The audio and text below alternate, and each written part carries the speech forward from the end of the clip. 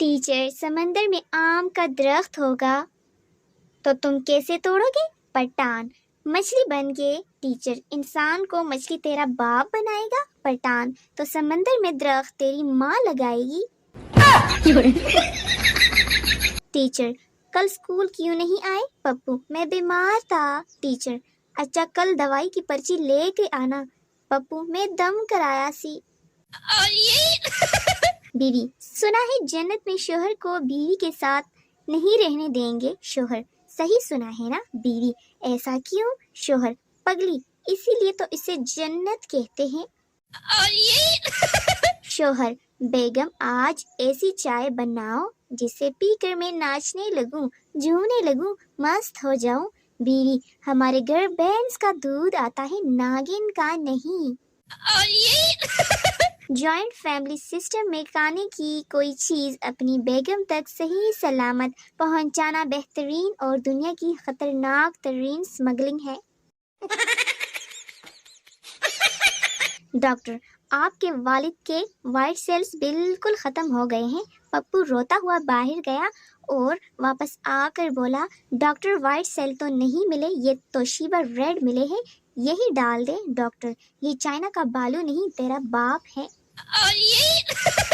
एक हिंदू और ईसाई सहरा में भटक गए। दूर एक मस्जिद नजर आई। हिंदू बोला, देखो वो मस्जिद है, अगर हम खुद को मुसलमान जाहिर करें तो वहाँ से हमें कुछ खाने को मिल सकता है।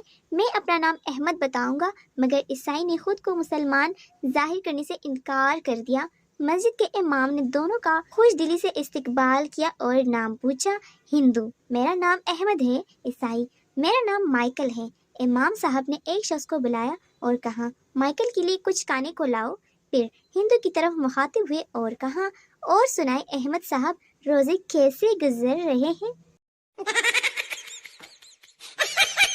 आज मैंने एक बूढ़ी औरत से पूछा, अम्मा सन 65 की जंग में क्या हुआ था? अम्मा बड़ी मासूमियत से कहने लगी, मेरा वड्डा मुंडा।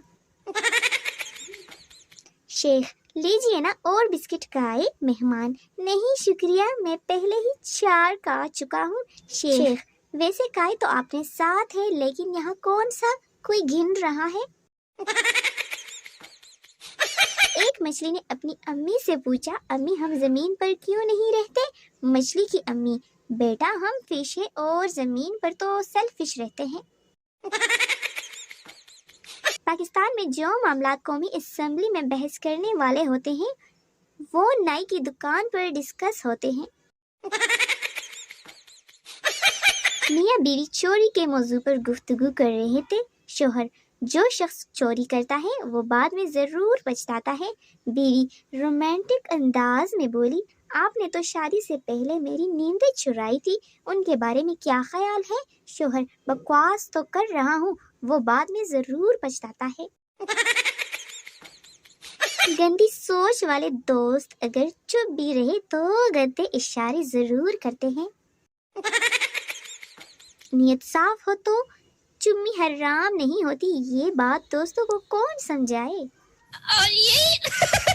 एक मौलवी साहब का जमात करते हुए वजू टूट गया, लेकिन इसने नमाज पूरी पढ़ा दी।